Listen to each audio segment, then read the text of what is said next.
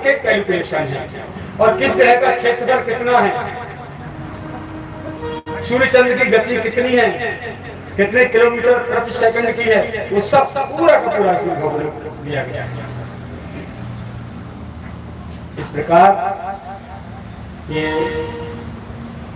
ग्रहों का वर्णन करके ये पूर्ण होता है। फिर शंकर संदेव द्वारा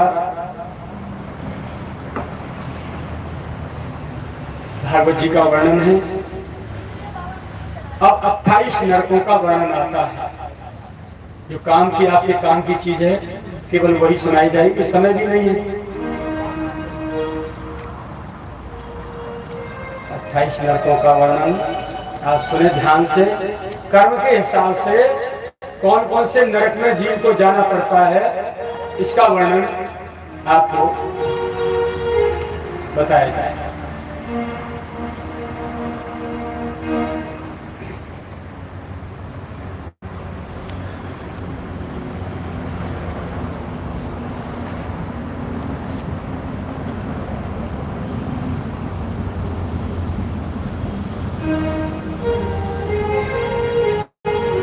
सबसे पहला नरक है तामिश्र नाम का नरक। जो कहते हैं सब कुछ यही है, कोई नरक से तुम बाहर ना है, वो भी बात ठीक है, लेकिन वो छोटे छोटे हैं। छोटे छोटे अपराध, छोटे छोटे पापों के लिए तो सजा नहीं मिल जाती है। जैसे कोई चोर पकड़ लिया जाए तो गांव के लोग पिटाई कर देते हैं उसको। चोरी कोई बड़ा अपराध नहीं है, छोटा सा अपराध है। यदि पिटने से छोड़ दे सुधर जाते अच्छी बात, नहीं तो पुलिस उठा ले जाती है।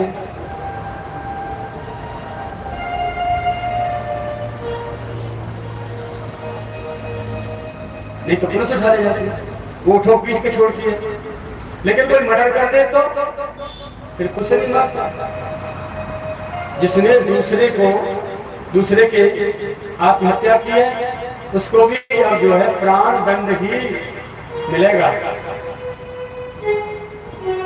तो उसे मारपीट नहीं करता कोई, उसे प्राण दंड ही दिया जाता है जज के द्वारा। ऐसे ही जो बड़े बड़े अपराधी हैं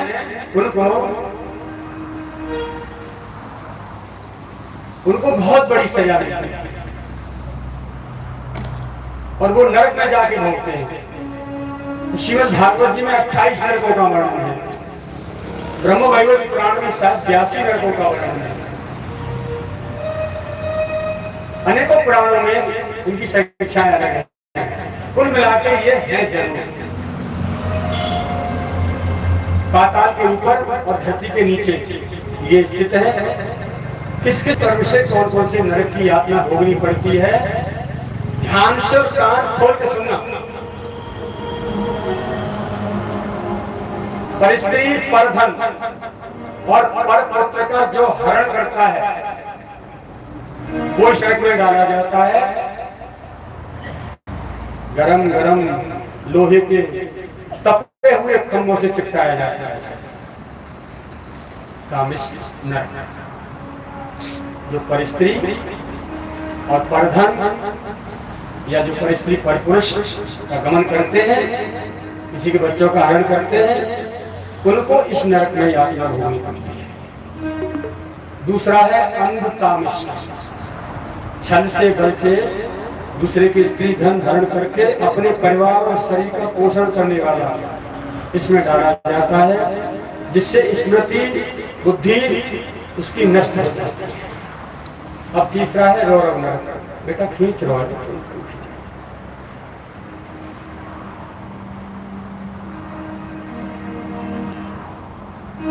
निरपराध प्राणियों की तन मन धन और वाणी से हिंसा करने वाला। तन से हिंसा मारपीट करना, मन से अहित सोचना, दूसरे का बुरा सोचना, धन से धन हरण कर लेना या अपने धन के मद में उसको इतना प्रताड़ित करा देना, दूसरों से बदमाशों से पिटवा देना, पुलिस से पिटवा देना, मुकदमा लगवा देना, धन के बदले धन का प्रयोग करके, और वाणी से गाली गलौज अपमानित कर देना।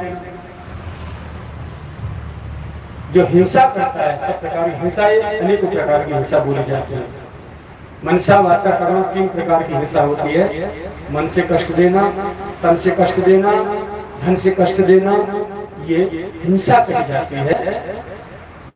वो इस रौरव नरक में डाला जाता है जहां भयंकर सर्प बनकर उससे बदला लेते हैं वो लोग जो सताए गए हैं। ध्यान रखिए, बहुत काम की बात है। यदि ये नरक याद रहे ना तो मेरी समझ में फिर व्यक्ति कोई अपराध नहीं कर सकता। रिजल्ट याद रहे तो पढ़ाई अच्छी करी रहे वाले, क्यों दीदी? अब बाहर और जिनकी हिंसा हुई है वे प्राणी इसमें हिंसक को नोच नोच के खाते हैं। अब 5वां है कुंभी पाप, पशुओं को मारकर खाने वाले इसमें डाले जाते हैं। खोलते हुए तेल के कढ़ाव में डाल के उनको पकाया जाता है। 6वां है काग सूत्र, साधु संत और माता पिता एवं पितरों का द्रोह करने वाला इसमें डाला जाता है। तांबे की तपी हुई भूमि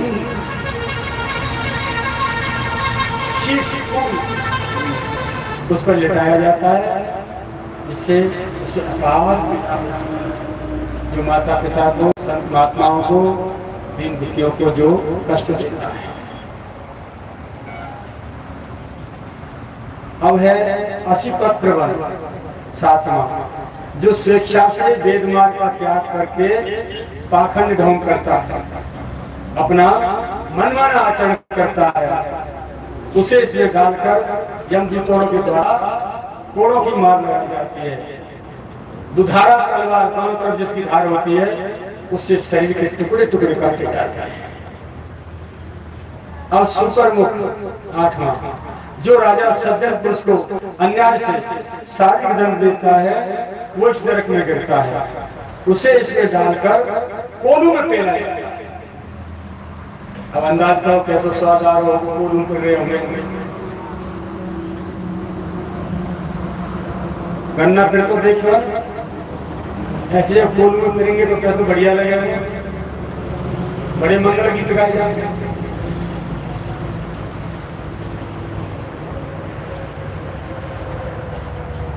अब है अंधकूप 9वां, हर जीव का स्वभाव भगवान की ओर से बनाया गया है।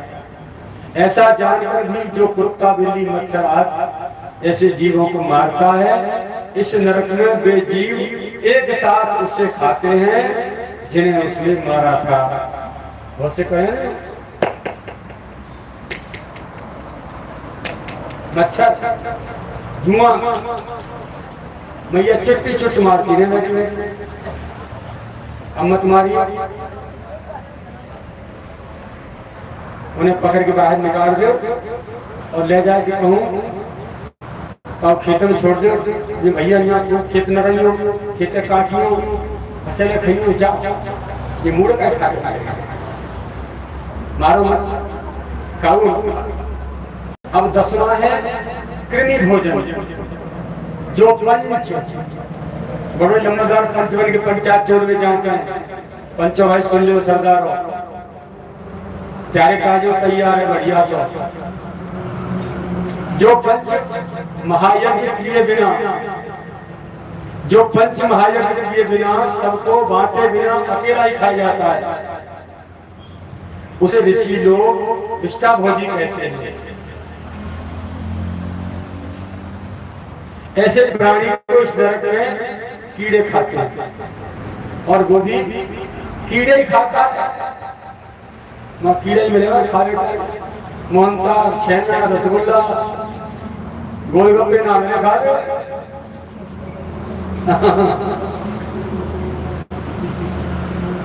अब 11वां है संदंश, कोई बलपूर्वक को दूसरे की चोरी डकैती करता है, उसके शरीर को इसमें डालकर अग्निपिंड और संदंश द्वारा छत किया जाता है। 12वां है तप्त सूर्णी, जो स्त्री पुरुष मासिक धर्म के समय पे संभोग करते हैं वे इसमें गिराकर लोहे की तपती हुई प्रतिमाओं से चिपटाए जाते हैं। सावधान।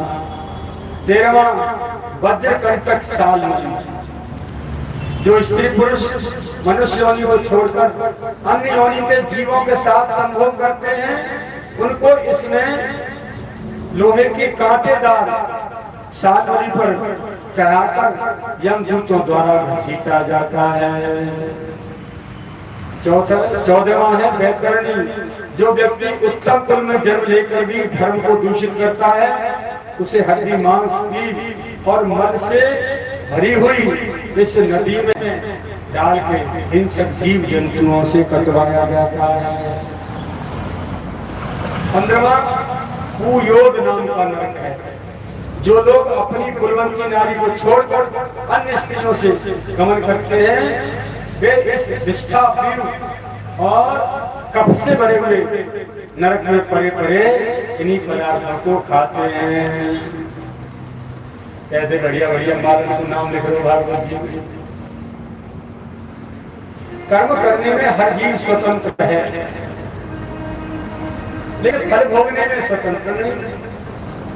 कॉपी जब तक हाथ में लिख रहे पेपर दे रहे तब तक हमारा अधिकार है और कॉपी लिख के कलम बंद हुई ऊपर नाम डाला और रूम एडिटर ने सिग्नेचर मारे और जमा करी की कॉपी। अब हमारा अधिकार खत्म। अब तो बोर्ड सचिव का जो मार्कशीट बन के आएगी उससे पता चलेगी हमने क्या लिखा था। तो हमने कितने गोपनीय गुप्त पाप कर्म कर रखे हैं वो तो कर्म फल भोगने पर ही पता चलती है। बहुत सावधानी की आवश्यकता है। मानव जीवन जिसको बुद्धि दी है, नेत्र दिए हैं, हृदय दिया है, शरीर तो सबके पास है, बुद्धि और बुद्धि के साथ विवेक दिया है, दिल दिया है, हृदय जिसमें वेदना संवेदना भरी है, एक दूसरों को समझने की, दूसरों के लिए हित करने की, आंखें दी हैं दूसरों को पीड़ा न दें, बुरी नजर से न देखें। अब है प्राण बोध 16वां जो ब्राह्मण गधा कुत्ता पालता है। कोई भैया ब्राह्मण देवता बनेगा यहाँ है? जय हो मां, क्षण वंदना, जय हो मेरी जननी, जय हो धन्यवाद नमन। जो ब्राह्मण गधा कुत्ता पालता है वो इस नरक में यमदूतों के तीर के शिकार होते हैं। लाला ने पूछी तो न पाल रहा, घर में कोई कुत्ता तो ना पाल रहा, पाल रहा था। अच्छा गैया फूटा में गैया पाल रहा है, गैया ना पिल्ला तो है। जय जय मैया। 17वां है विश्व संत जो यज्ञ में पशु हिंसा करते हैं, बलि देते हैं, इनको यमदूत इस नरक में अंग चूर चूर कर देते हैं, लोग धन बता देते तो कहते हैं। 18वां है लाल भक्ष ब्राह्मण कुल में पैदा हुआ व्यक्ति कामातुर होकर अपने ही कुल में पैदा होने वाली स्त्री से संभोग करता है, उसे वीर से भरे हुए इस नदी में गिराकर वीरपान करना पड़ता है।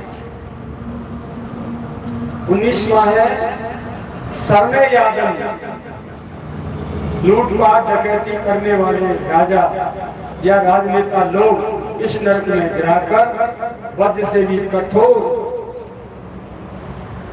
दाढ़ी वाले कुत्तों से चबाए जाते हैं। कुत्ता खाना अच्छी तरह चला। 20वां है अधीचमान, जो गवाही देने में झूठ बोलता है, क्रय विक्रय में यानी खरीदे और बेची में कम तोलता है, दान देते समय मिथ्या भाषण करता है, अहंकार भरकर, उसे यमदूत 100 योजन ऊंचे पर्वत से नीचे सिर करके पत्थर से भी कठोर भूमि वाले इस नरक में बार बार गिराते हैं। ऊपर ले जाए फिर गिराते सिर के बल। 21वां अपान, जो ब्राह्मण और उसकी पत्नी जाने अनजाने में शराब पीते हैं,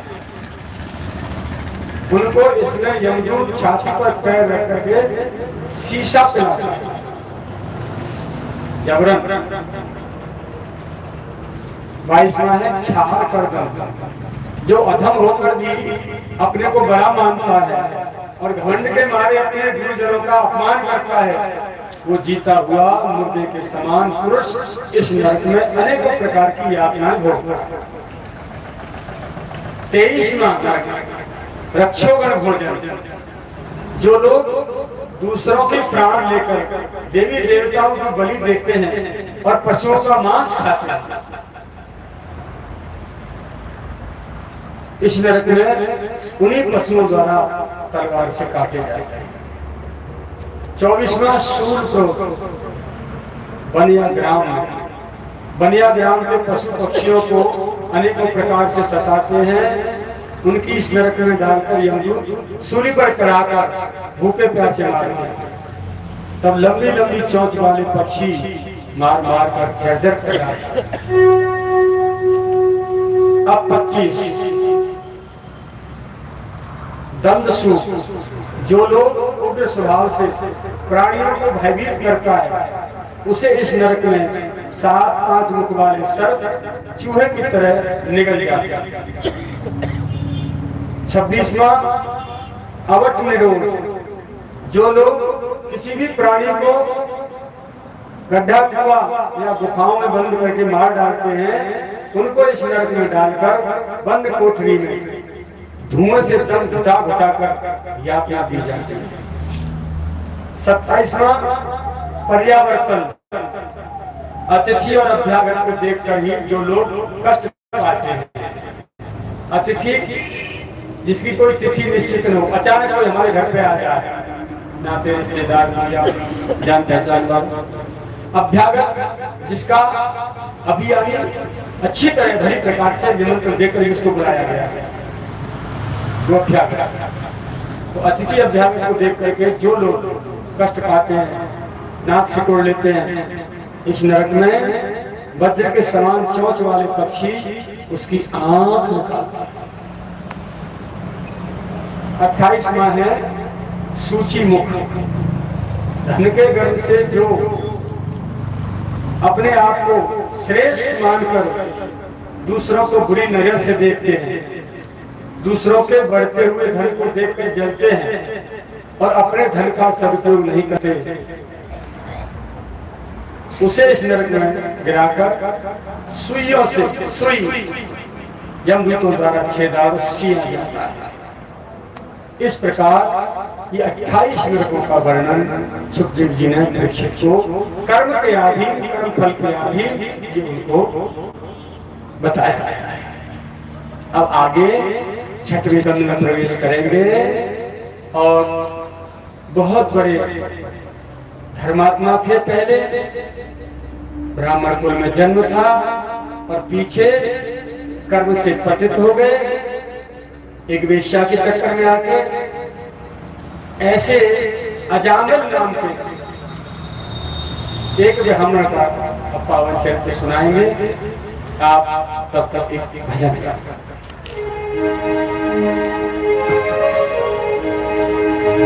बोले बांके बिहारी लाल की जय।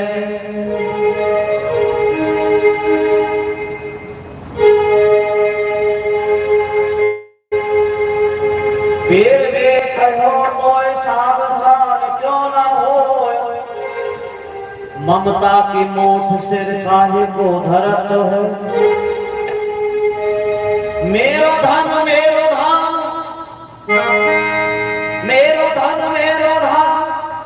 मेरो सुत मेरी बात, मेरो पशु मेरो ग्राम फूलो ही फिरत है। तू तो भयो बावलो बिक गई है बुद्धि तेरी, ऐसो अंधकूप गेता में तू परत है। सुंदर कहते तो है ने कहूँ ना लाज, सुंदर कहते तो ने कहूँ ना आवेलाज। काज को बिगाड़ के अकाज को करत है। प्रभु नाम सुमर बंदे, हरि नाम सुमर बंदे, भव सागर जो तरना है। हरि नाम सुमर बंदे, भव सागर जो तरना है।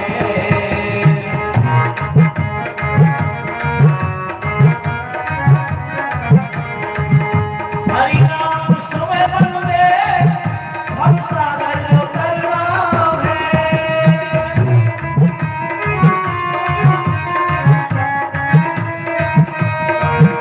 प्रभु नाम सुमर बंदे, भव सागर जो तरना है। जिंदगी तो यही तेरी, जिंदगी तो यही तेरी, एक बहता झरना है। जिंदगी तो यही तेरी, एक बहता झरना है। हरि नाम सुमर बंदे, भव सागर जो तरना है।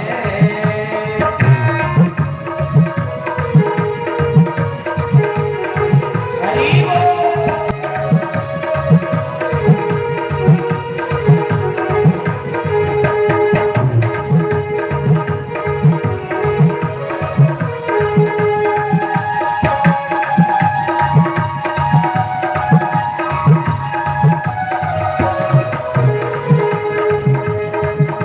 जीवन की माला से मोती ना बिखर जाए।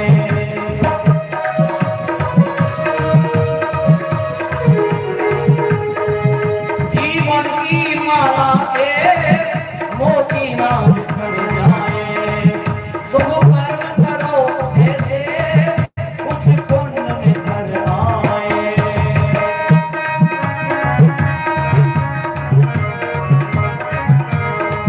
शुभ कर्म करो ऐसे कुछ पुण्य निखर आए। एक बूंद बूंद करके, एक बूंद बूंद करके, एक बूंद बूंद करके इस घड़े को भरना है। प्रभु नाम सुमर बंदे, भव सागर जो तरना है।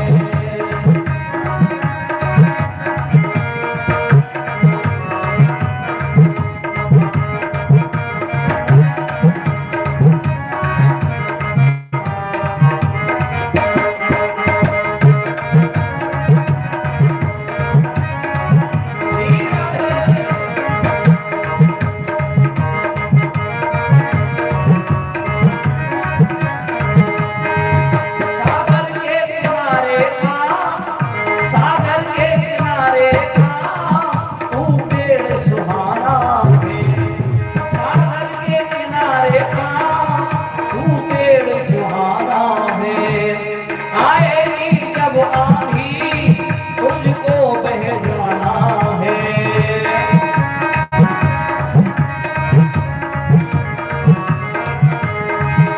आएगी जब आंधी तुझको बह जाना है।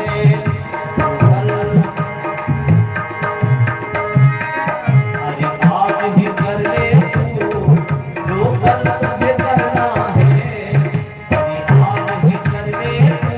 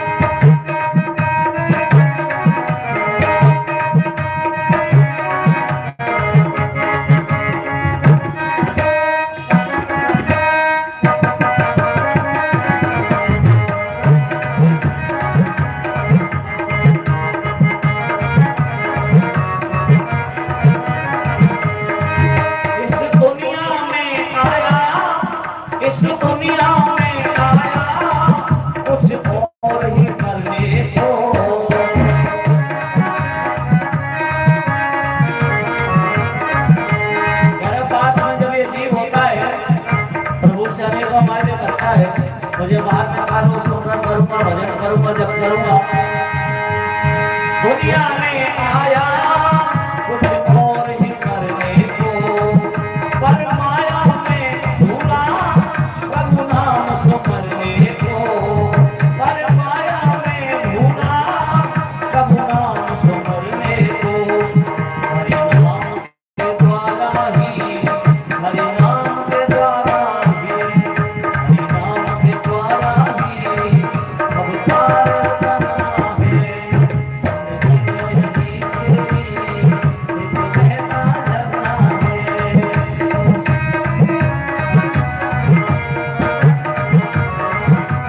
हीरा है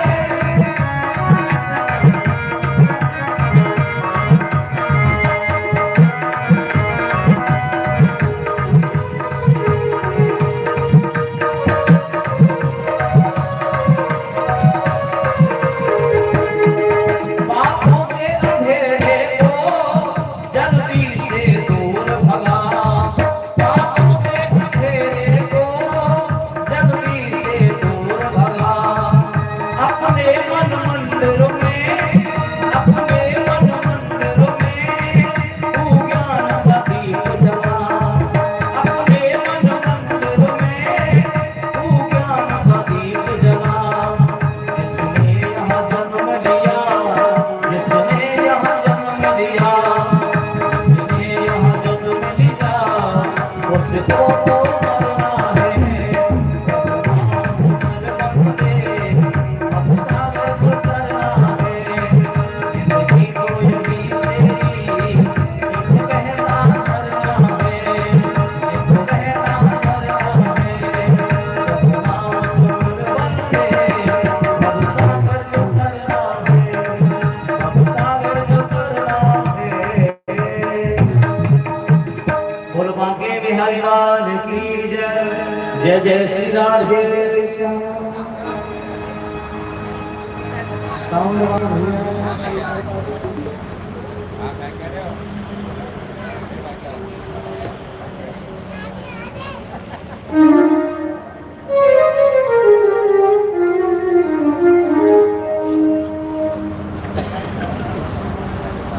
जय जय श्री राधे श्याम।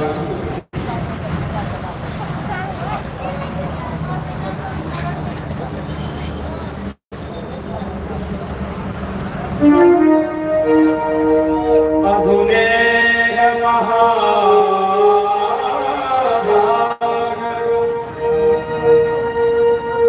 यथैव नरकानर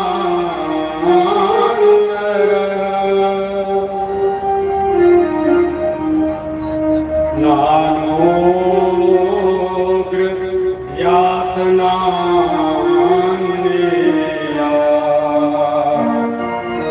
तन्मे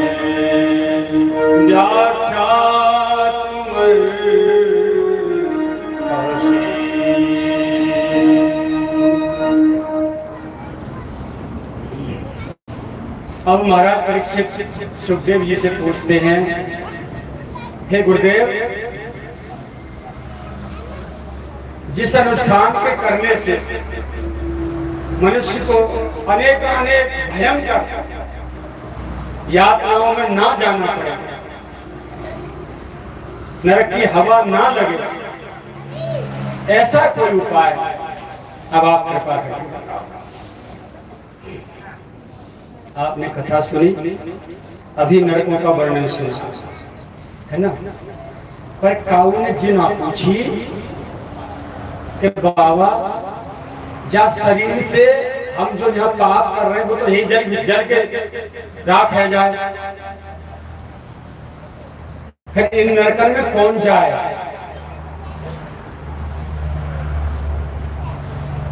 बात जाते नहीं सबरे का करता हूँ भैया भतीजे बेटा खून फाके और खोपड़ा में लठ मारे घी डाल दें, लठ दे खोपड़ा याददाश्त भूलिया दोबारा लौट के नहीं आ जाए हमारे यहाँ।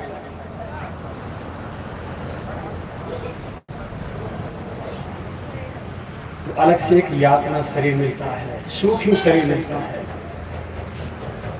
जब ये आत्मा इस शरीर को छोड़ती है और चाहे वैकुंठ को जाए चाहे नरक को जाए, ठीक है, नरक को जाती है, एक यातना शरीर होता है जो नरक में ले जाता है, एक सूक्ष्म शरीर होता है जो भगवान के द्वारा ही निर्मित होता है और भगवान उस आत्मा को, जो पवित्र आत्मा होती है, उसमें बैठा के उसको पकड़ के उसके माध्यम से भगवान के धाम को जाती आत्मा।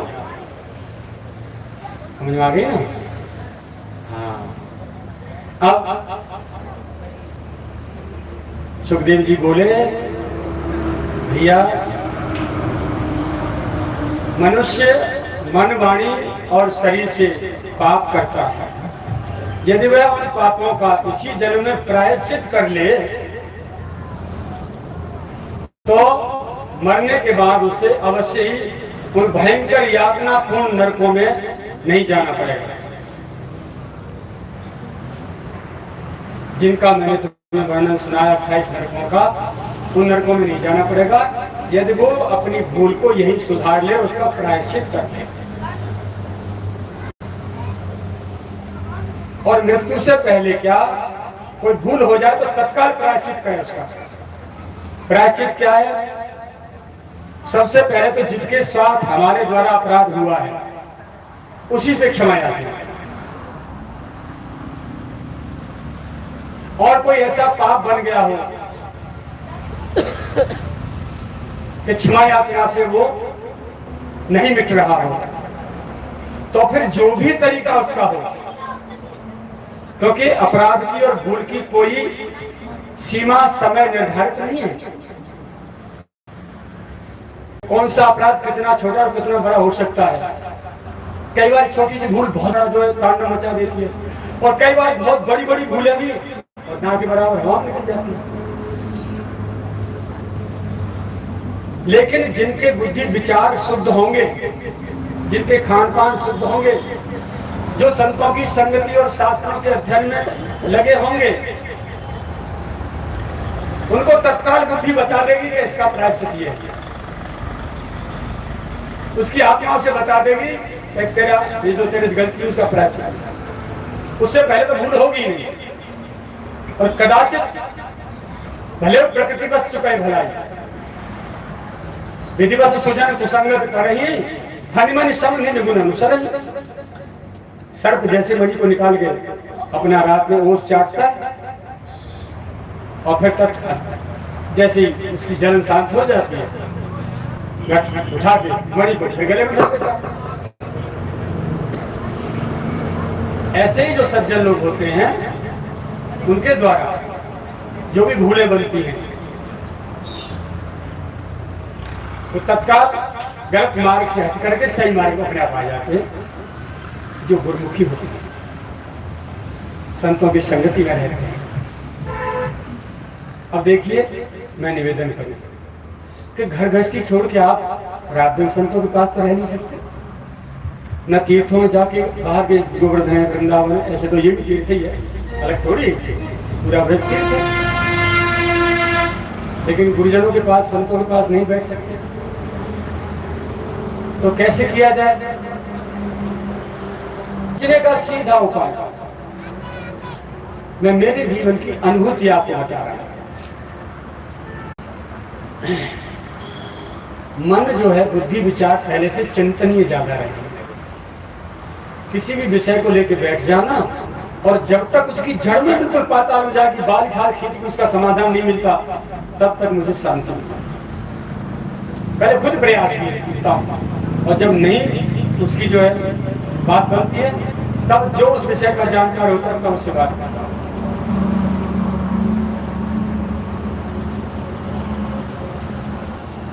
सरकार ने बनाए बहुत बड़े बड़े हाइडल जहां बिजली बनती है, बिजली उत्पादक केंद्र है, और बिजली बन रही है, उसमें रोजाना गवर्नमेंट के अरबों करोड़ रुपए खर्च होते हैं, और बड़ी बड़ी लाइनें बिछा के जट्ठा खड़े चौखम्मा बड़े बड़े, जब करंट छोड़े तो घंटा से बाजू टन टन भी टन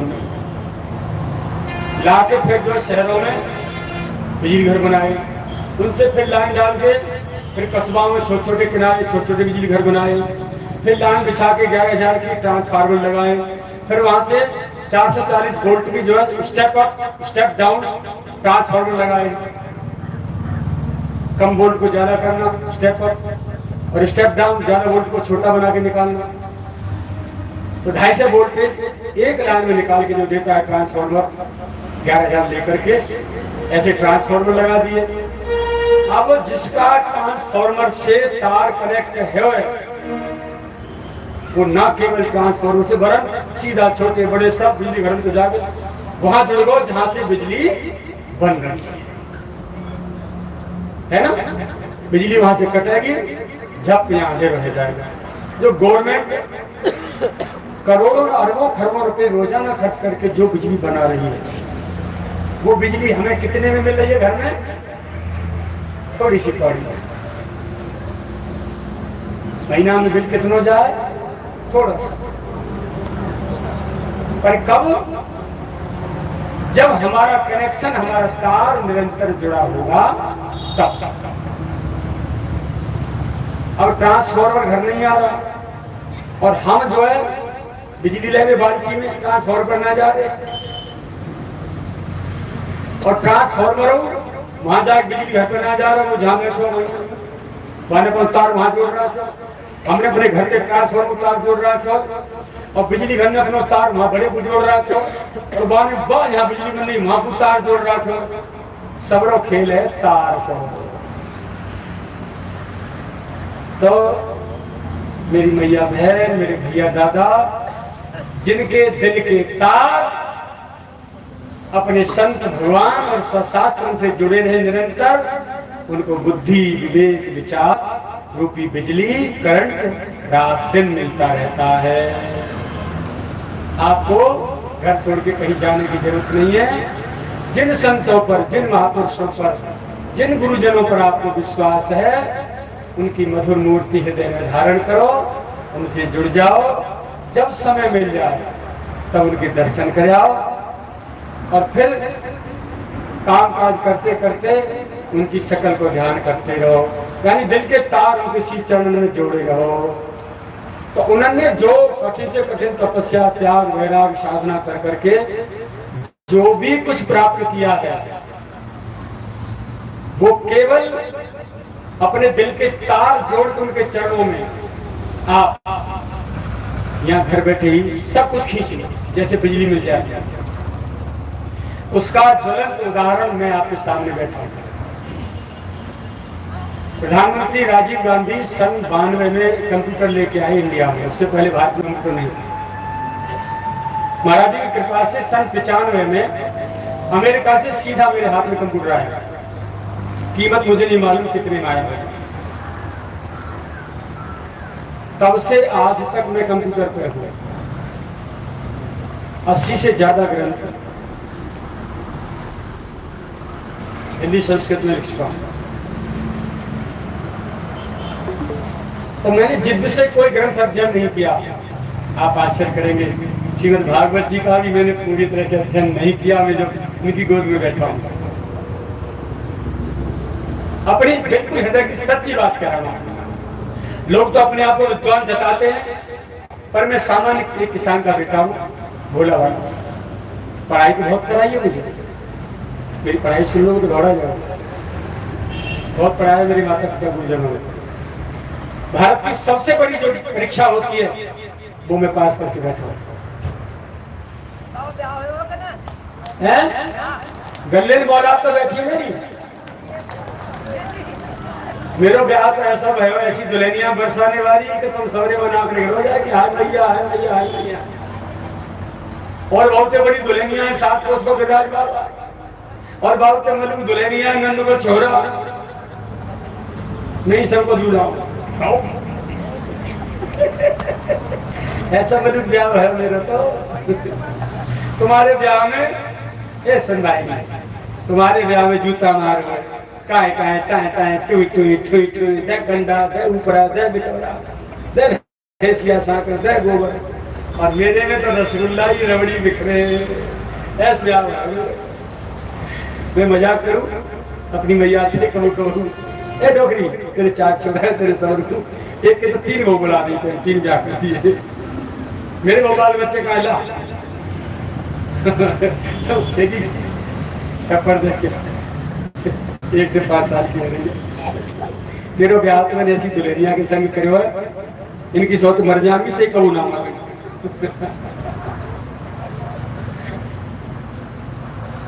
देख बाबा तेरी गुरुजी की के सामने बैठे फोटो निचले ये तेरी दुल्हनिया देख बरसाने वाली तेरी दुल्हनिया कन्हैया तेरी दुल्हनिया गिरिराज बाबा तेरी दुल्हनिया जमुना मैया तेरी दुल्हनिया और ब्रज सौरव तेरी दुल्हनिया जब तुम कह दे तू कन्हैया को जीजा जी आई एम जी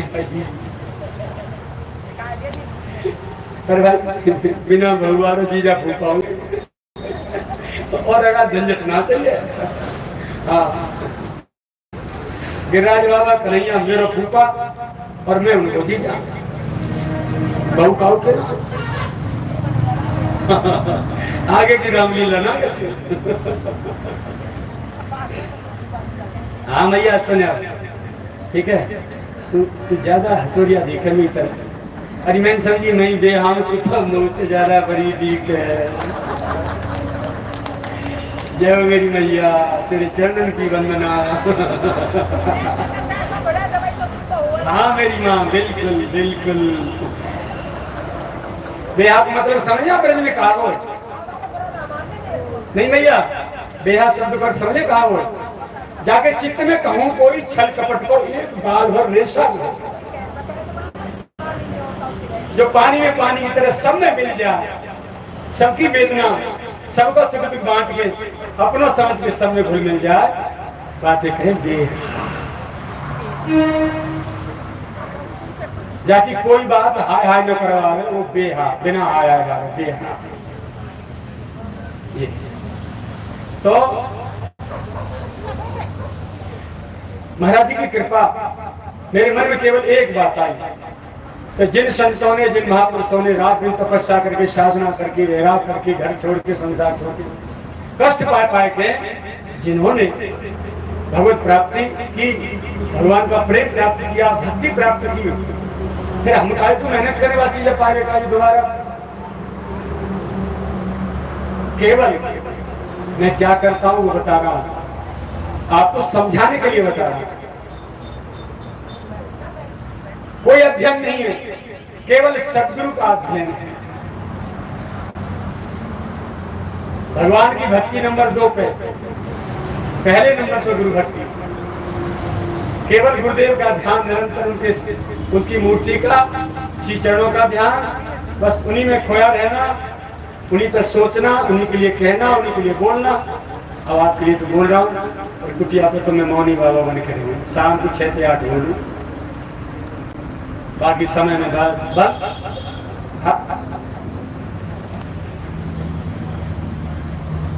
ढोंगी इकट्ठे में पक कोई हो मेरी मैया देख लेंगे ना तब अचार खा जाएंगे सब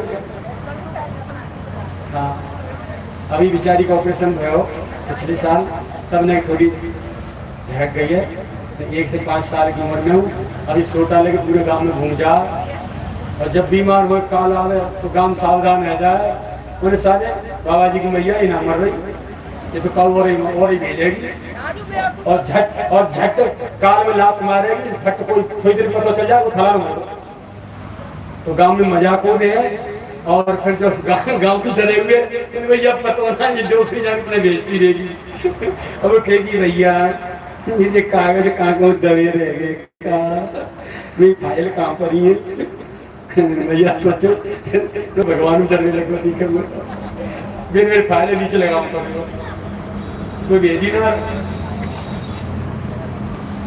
दिमाग कोई नहीं तारी सदगुरु संत की कृपा से एक सच्चा लाल जन्म देना उसके जीवन की सुख समृद्धि और आनंद का तो ठिकाना नहीं मुझे नहीं पता पर अनुभव करता हूं थोड़ा थोड़ा मेरे जैसे बेवकूफ बेटा को जन्म दे करके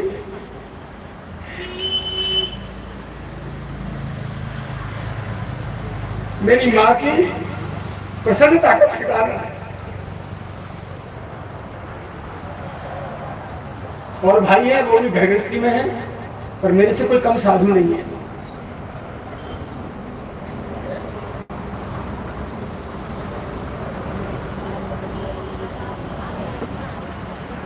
मैं मेरी जीवन चरित्र गाथा सुनाने नहीं बैठा हूं, केवल आपको कुछ मिल जाए। उदाहरण कहां से लाऊंगा समझाने के लिए, इसीलिए मैं अपना जीवन आपके सामने रखता हूं या अपने सदगुरु भगवान का रखता हूं। इसके अतिरिक्त मैंने कुछ देखा नहीं दुनिया में, न किसी संत के पास गया जिंदगी में, न किसी भगवान के पास गया, न किसी तीर्थ में गया, न किसी के विषय में सोचा। तो अपनी कथा पे आ जाएं। अजामिल का पावन चरित्र। कितना ये ब्राह्मण कुमार थे, बहुत सुंदर थे, भगवान के भक्त थे। घर से जैसे आप लोग यहाँ मंदिर की पूजा के लिए आए, ऐसे ही वो अजामिल ब्राह्मण बालक, विवाह हो चुका था उनका, युवा अवस्था थी, बहुत सुंदर थे।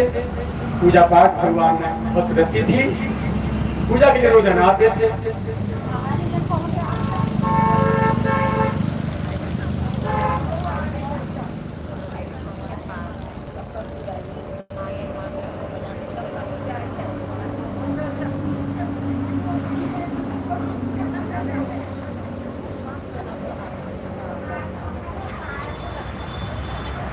भगवत भक्त थे।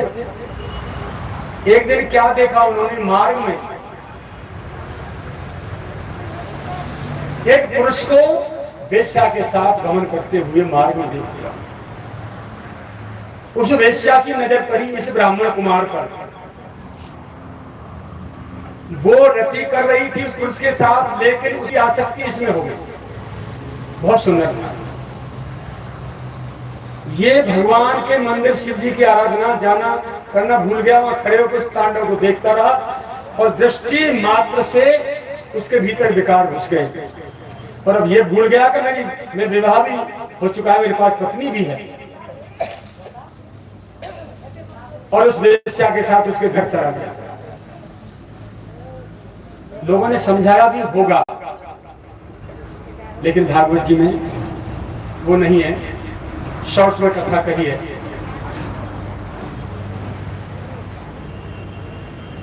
वो पतिव्रता थी जिसका विवाह हुआ था इसके साथ। तो पतिव्रता तो पति को प्रसन्न करने के लिए, उसके सुख के लिए जीवन जीती है। सच्चा शिष्य गुरु के सुख के लिए जीवन जीता है। ऐसे ही पतिव्रता जो नारी होती है वो पति के सुख के लिए जीवन जीती है। उसने इसका विरोध नहीं किया। उसे पता चली, लौट के जब पति नहीं आया घर, उसने वहीं जाके सेवा शुरू कर दी। उस बेचारे घर का झाड़ू पोंछा, चौका चूल्हा रोटी बना और चलिए आ गया। कहा कुछ नहीं।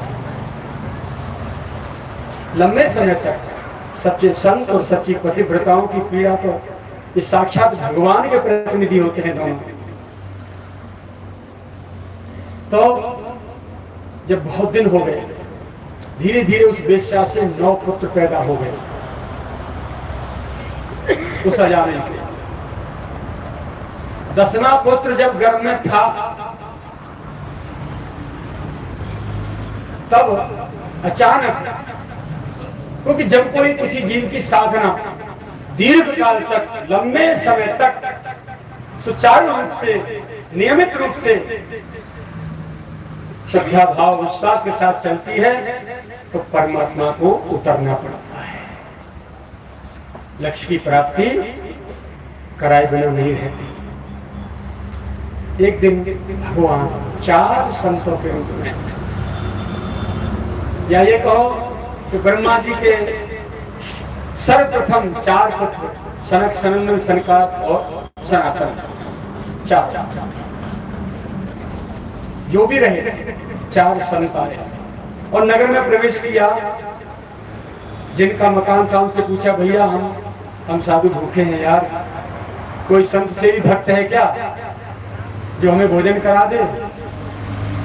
तो लोगों ने मजाक करने के लिए संतों से कह दिया, हाँ है हमारे गांव में संत बड़े अजामिल भगत जी हैं, चले जाओ घर आ गए। महाराज बहुत सेवा होगी, अच्छा सबसे।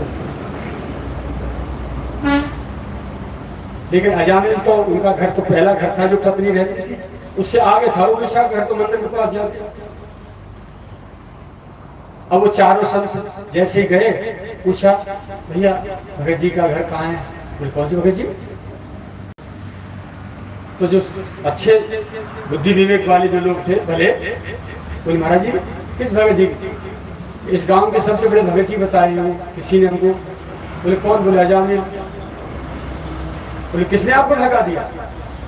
संतों से मजाक की जाती है, उपास किया जाता है संतों का। लेकिन सामने खड़े थे तो अजामिल की जो पतिव्रता पत्नी थी वो घर था, भीतर से निकल के आई। बोले कौन, किसका नाम है? बोले अजामिल का नाम है। भीतर से पत्नी बाहर आई दरवाजे पे, भगवान आदेश करिए, मैं हूं, मैं खड़ी हूं, मैं उनकी पत्नी हूं। बोले देवी भूख लगी है, आप आ जाओ। चारों संतों को भीतर बुला लिया, बहुत सुंदर आसनों पर बैठाया, जल पिलाया। बोले अभी बना दे तू, फटाफट बना, चिंता मत। भोजन तैयार किया उसने। भोजन की थाली जब परोसने लगी तो अंतर वेदना फूट पड़ी आंसुओं के माध्यम से, और एक संत की थाली में आंसू गिर गए। जब आंसू गिरे तो संत ने देखा उसके चेहरे की देवी क्या बात है, आप रो क्यों नहीं है? तो नहीं भाई, थाली उठा लेगी, फिर दूसरी थाली लगा के लाई कि आंसू से अशुद्ध हो गया भोजन। देखो देवी, अब हम भोजन तब करेंगे जब आप हमको अपने आंसुओं का रहस्य बताएंगे, अन्यथा नहीं, अन्यथा भूखे चले जाएंगे उठ के। बोले नहीं महाराज नहीं, बाबा नहीं, भूखे मत जाएंगे, मैं सुनाती हूँ। अजामिल की पूरी कहानी जैसे भी थी। बोले मेरी जैसी पतिव्रता पत्नी को पा करके और मेरे पति को अधोगति हो जाए, नरक में जाना पड़ जाए, धिक्कार मेरे पातिव्रत पर। हे भगवान आप कृपा करो, उनको सद्बुद्धि आ जाए।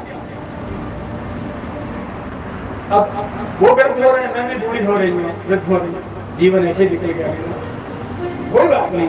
लेकिन अभी भी वो थोड़े जाग जाए तो शायद कल्याण हो जाए। मेरी चिंता नहीं, मुझे उनके कल्याण की चिंता है। कोई ऐसा उपाय बताइए जिससे उनका कल्याण हो जाए।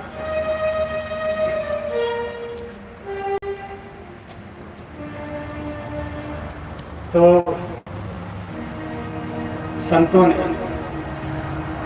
देखो बेटी तुम्हारे घर में, मतलब तुम्हारे पति के द्वारा जो वेश्या है उसके 9 पुत्र हो चुके हैं ना, अब 10वां पुत्र जो हो, एक संत ने कही बोले ना, दूसरे ने कही रा, तीसरे ने कहा या, चौथे ने कहा ना। बोले नारायण, उस बेटे का नाम तो नारायण रखना। संतों के द्वारा बच्चों का नाम रखने से भी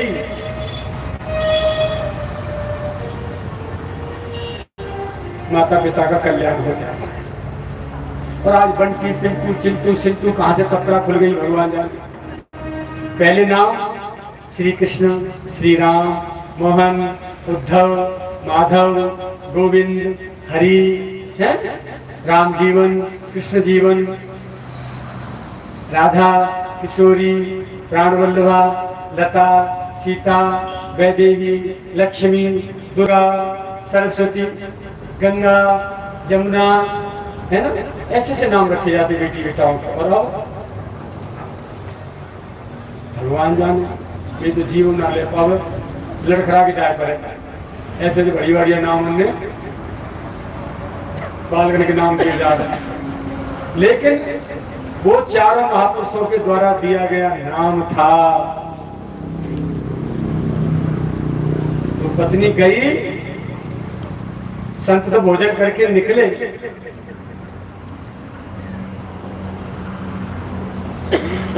और जब संत निकले तो पड़ोसन दो चार वो दौड़ के अजामिल की वो पतिव्रता पत्नी उसके पास आ गई। अरे बहन आता तो बड़ी खुश दिख रही है, का पागल तो है? आंखों से आंसू बरस रहे थे और झूम झूम के गाने लगी।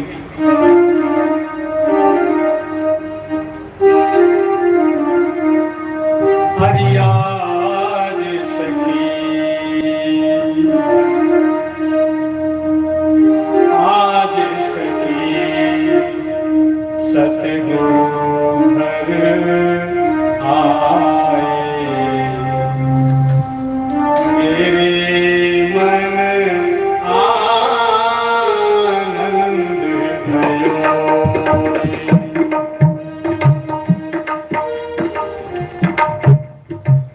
हप्पी देख उठा तो क्रिकेट नहीं बजानी है मेरे साथ, पूरा कट जाता मेरा खेल। बंद कर। आज सखी सदगुरु घर आए, मेरे मन आनंद भयो। आज सखी सदगुरु घर आए, मेरे मन आनंद भयो।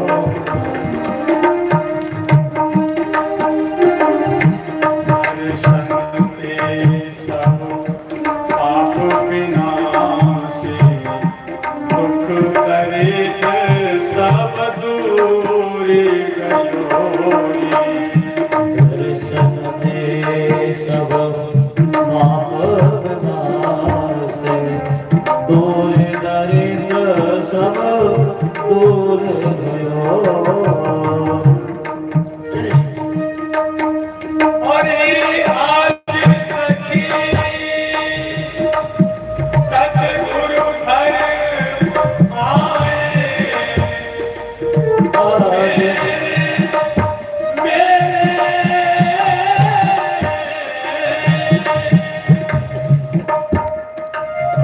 आज सखी सतगुरु घर आए, मेरे मन आनंद भयो। दर्शन से सब पाप विनाशे, दुख दरिद्र सब दूर गयो। दर्शन से सब पाप विनाशे, दुख दरिद्र सब दूर गयो। दर्शन से सब पाप विनाशे, दुख दरिद्र सब दूर गयो। दर्शन से सब पाप विनाशे, हरि बोल। दरिद्र सब दूर गयो। सद्गुरु भगवान की।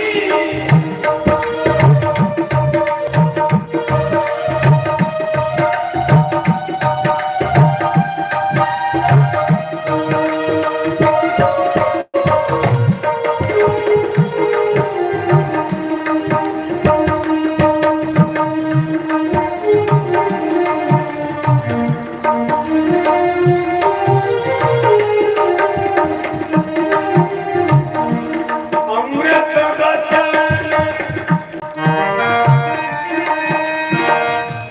अमृत बचन सुनत तमनाशो।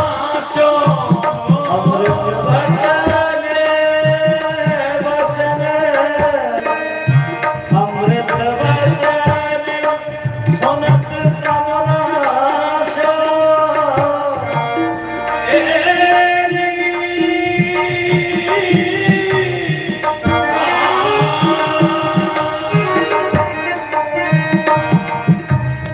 अमृत बचन सुनत तमनाशो। अमृत बचन बचन बचन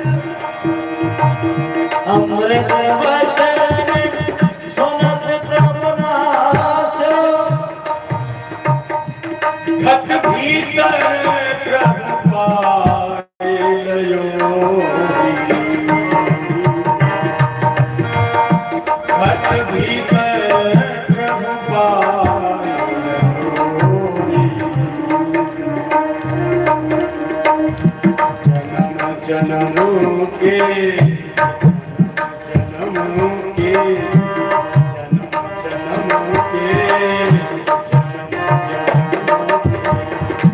संशय टूटे अब भय ताप मिटाए दयो।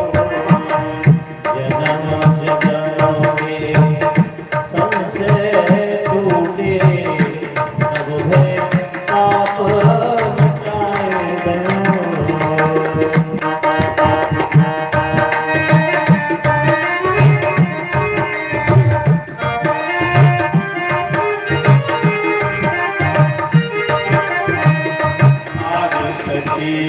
सतगुरु घर मेरे मन आनंद भयो। आज सखी सतगुरु घर आए मेरे मन आनंद भयो। अरे दर्शन दे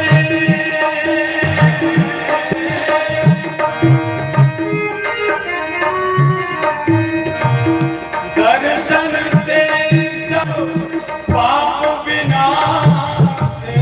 दर्शन से दर्शन से सब पापों विनाश। दर्शन दे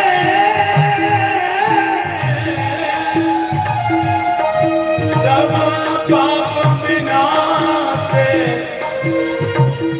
दुख दर्द सब पूरे करो। आए सखी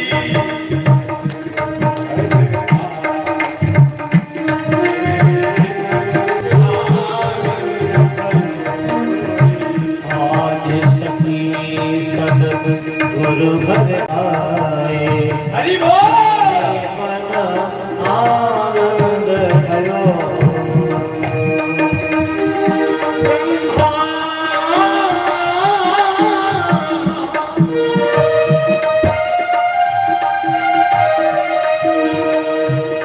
ब्रह्मानंद दास दासन को ब्रह्मानंद ब्रह्मानंद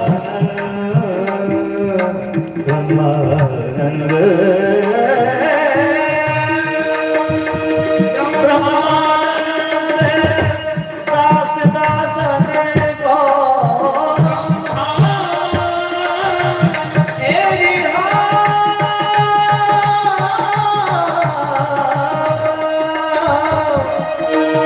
ब्रह्मानंद दास दासन को चरण कमल ले पाए दयो।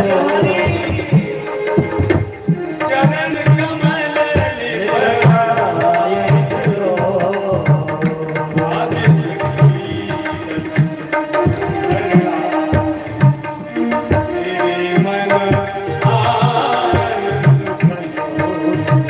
आज सखी सतगुरु घर आए मेरे मन आनंद भयो। मेरे मन आनंद भयो। मेरे मन आनंद भयो।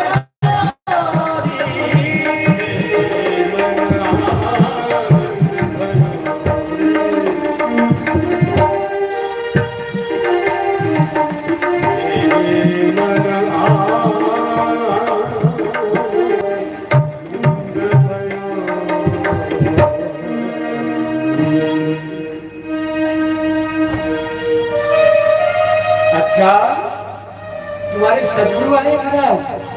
बोले एक लेकर नहीं चार।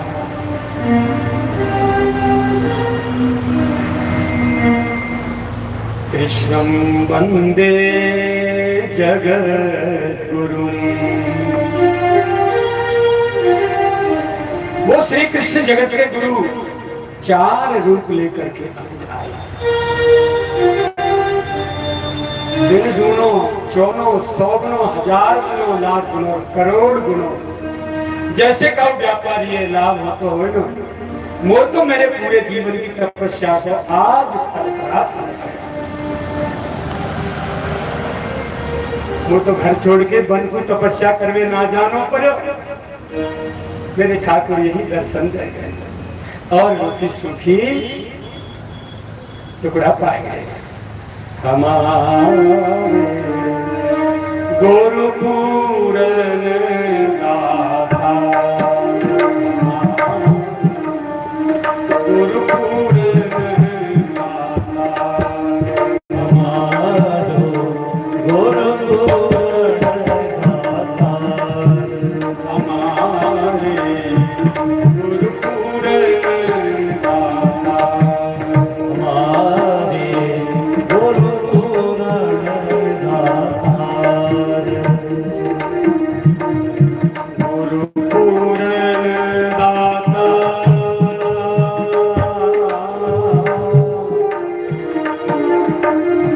गुरुपूरन दाता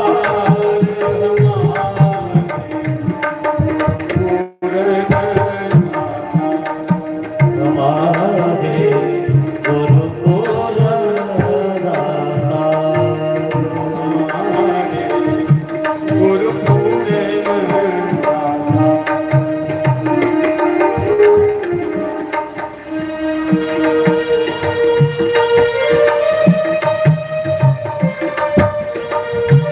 गुरुपूरन दाता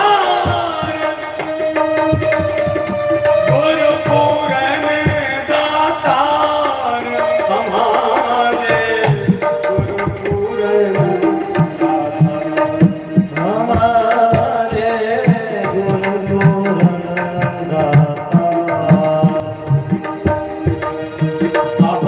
अभयदान दीनन को दीने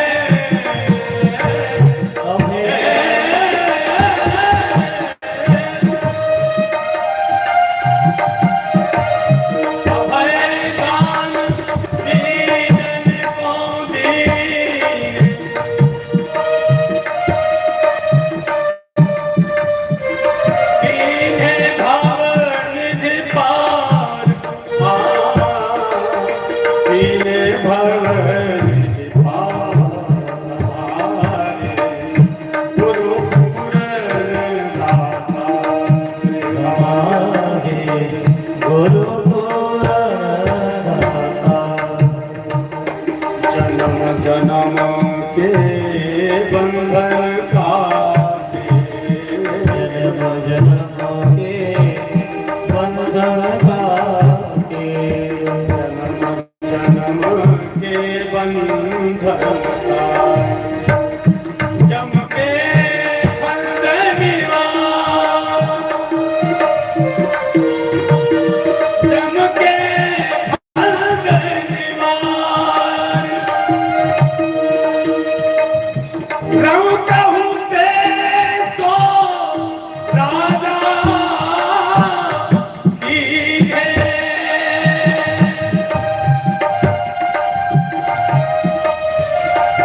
रव कहूँ ते सो राजा की है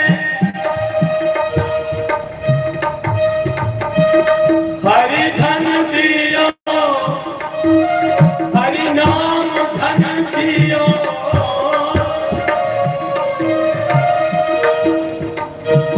हरि धन दियो अपार हमारे गुरुपूरन दाता हमारे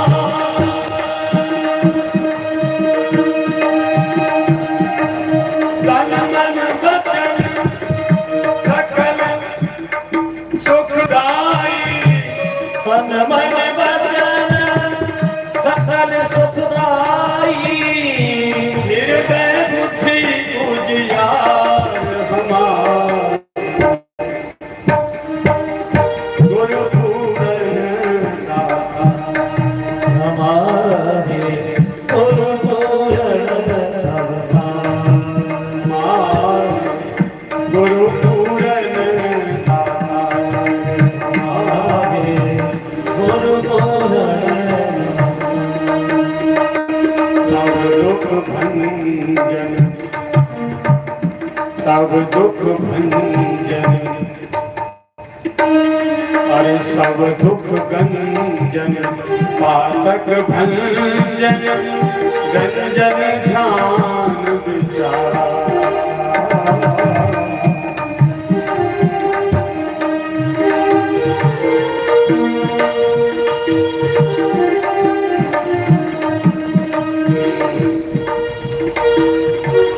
सज्जन दुर्जन जो चले आवे,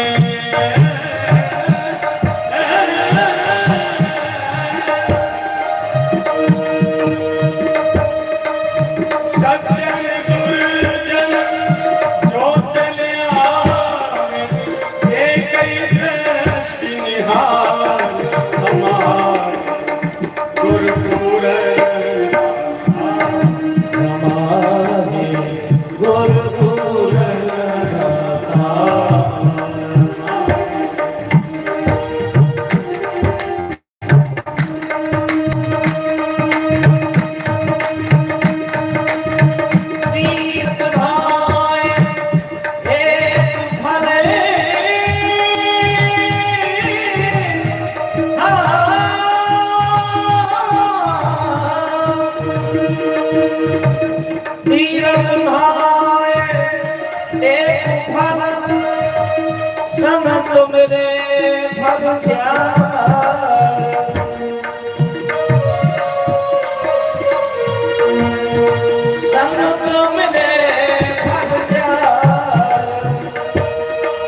सदगुरु मिले अनेक फल, कहे तो कबीर विचार हमारे गुरु गुरु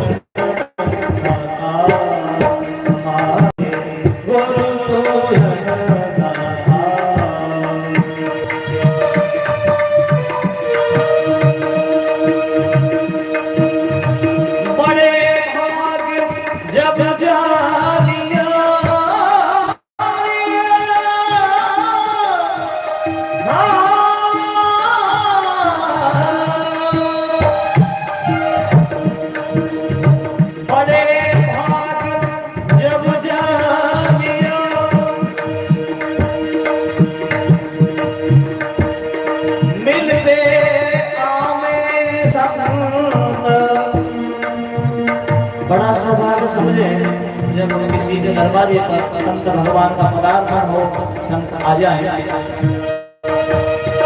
बड़े भाग्य जब जानियो, या मिलवे आमे संत, संत मिले से जीव को, संत मिले से जीव के होए पापों का अंत। हमारे गुरु पूरन, हमारे गुरु पूरन दाता, आनंद रूप स्वरूपमयी है, लिप्त नहीं संसार। आनंद रूप स्वरूपमयी है, लिप्त नहीं संसार। चरण दास गुरु सहजों के,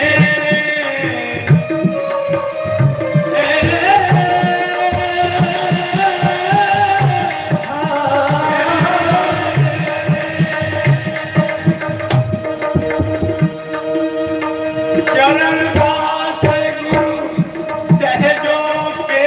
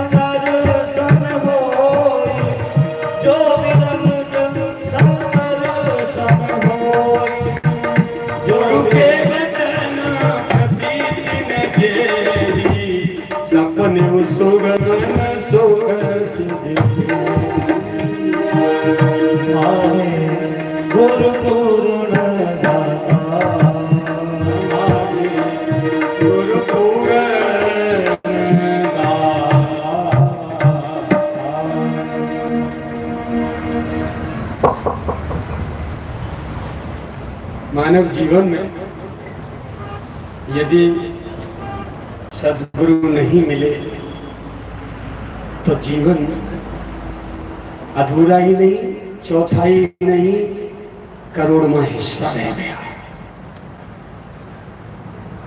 क्योंकि बिना सद्गुरु की प्राप्ति की, सद्गुरु ये मानो आंख मिल गई अपने को पहचानने की, क्योंकि सद्गुरु के द्वारा ही हमको प्राप्त होता है, पता चलता है कि मैं कौन हूं, सामने वाला कौन है, माया क्या है, ईश्वर क्या है, संसार क्या है, प्रकृति क्या है, पुरुष क्या है, मृत्यु क्या है, जन्म क्या है, पाप क्या है, पुण्य क्या है, सही क्या है, गलत क्या है। देखा देखी, साधे जोग, चीजें काया, बाढ़े रोग। बिना गुरु के मार्ग नहीं। छोटे छोटे से भी काम यहाँ संसार में होते हैं, ये खींच कर